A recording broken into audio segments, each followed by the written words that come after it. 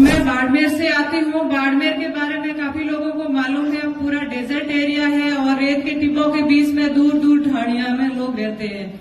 बाकी जगह पे इकट्ठे गांव में रहते हैं, लेकिन बाड़मेर में कल्चर थोड़ा अलग है। वहाँ पे दूर दूर एक एक ढाणी में लोग रहते हैं और वहाँ पे खास करके महिलाओं के पास में रोजगार का कोई संसाधन नहीं है। वो सुबह से शाम काम करते हैं, लेकिन अगर खुद के लिए 2 रुपए भी चाहिए होते हैं तो उनके पास में नहीं होते हैं। वहां से मैं आती हूँ और ऐसी ही एक ढाणी में मेरा जन्म हुआ 88 में। जब मैं 4 साल की थी तो मेरी मदर की डेथ हो गई थी।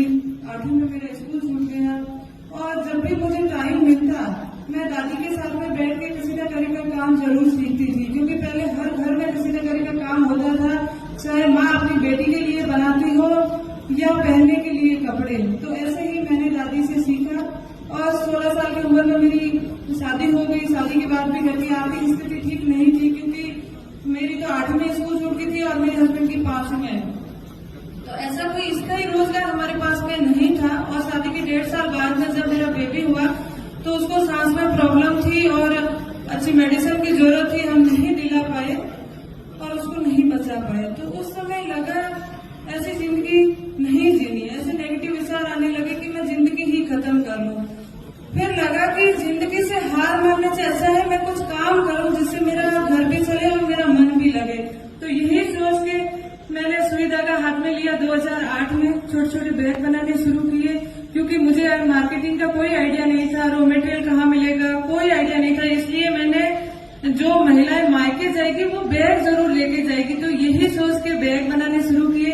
अब जो एम्ब्रॉयडरी का काम था वो सुई धागे से किया, लेकिन स्टिचिंग का काम था वो मशीन से होना था। मशीन मेरे पास थी नहीं और न मैं खरीदने के लिए सक्षम थी। तो उस समय मुझे लगा कि मैं नहीं कर पाऊंगी। फिर लगा कि नहीं, और भी बहनों को जरूरत है। तो फिर हमने 10 महिलाओं ने मिलकर एक सेल्फ हेल्प ग्रुप बनाया और 100 रुपए इकट्ठा करके एक सेकेंड हैंड मशीन खरीदी और वहां से हमारे काम की शुरुआत हुई। तो 2008 में हमने 10 महिलाओं ने मिलकर शुरुआत की, लेकिन प्रॉब्लम यहाँ खत्म नहीं थी, क्योंकि 10 महिलाओं के लिए काम कहाँ से आएगा। फिर हमने इधर उधर बात किया तो बोला कि आप एग्जीबिशन करिए। मैंने कहा एग्जीबिशन कहाँ होता है, बाड़मेर में तो कोई खरीदेगा नहीं। तो उन्होंने बोला कि नहीं, जो मेट्रो सिटीज है वहां पे बड़े एग्जीबिशन होते हैं, वहां जाइए। तो मैंने कहा बाड़मेर डिस्ट्रिक्ट हेडक्वार्टर तक तो कभी गए नहीं और मेट्रो सिटीज में सबसे पहले तो घर वाले भेजेंगे नहीं और हमें तो मारवाड़ी आती है, हिंदी भी नहीं आती है, कैसे हैंडल करेंगे। लेकिन 2010 में फर्स्ट एग्जीबिशन करने का मुझे मौका मिला था दिल्ली में रफी बारा कॉन्स्टिट्यूशन क्लब में। और वहां पे जैसे तैसे करके घर वालों को मना के हम दिल्ली पहुंचे और वो जो एग्जीबिशन था 3 दिन का था, उसमें हमारी 10 से 15 हजार रुपए की सेल हुई।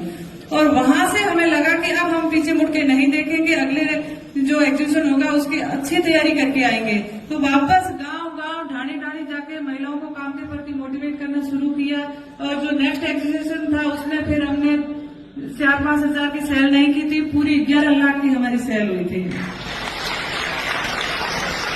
उसके बाद में हमने सोचा कि क्यों ना इसी में नवाचार किया जाए। अब तक तो हम होम फिनिशिंग के प्रोडक्ट बना रहे थे, फिर हमने सोचा कि क्यों ना गारमेंट्स बनाए जाए जिससे ज्यादा लोग खरीदेंगे।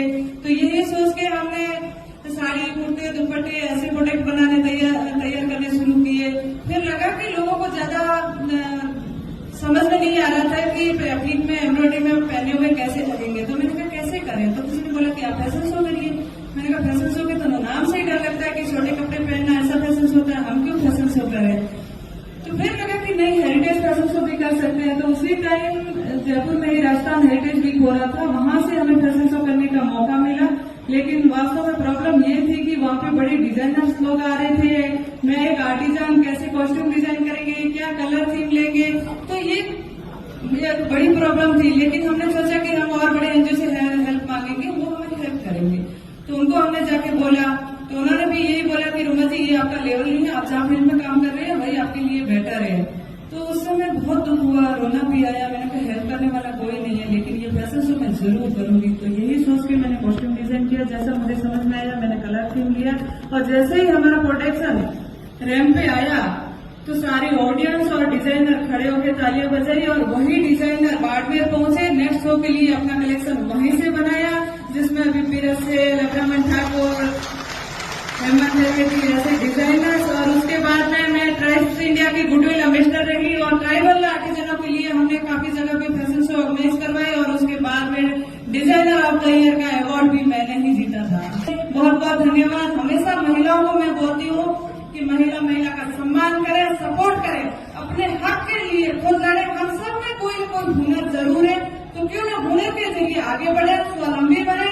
अगर खुद पे विश्वास है तो खड़े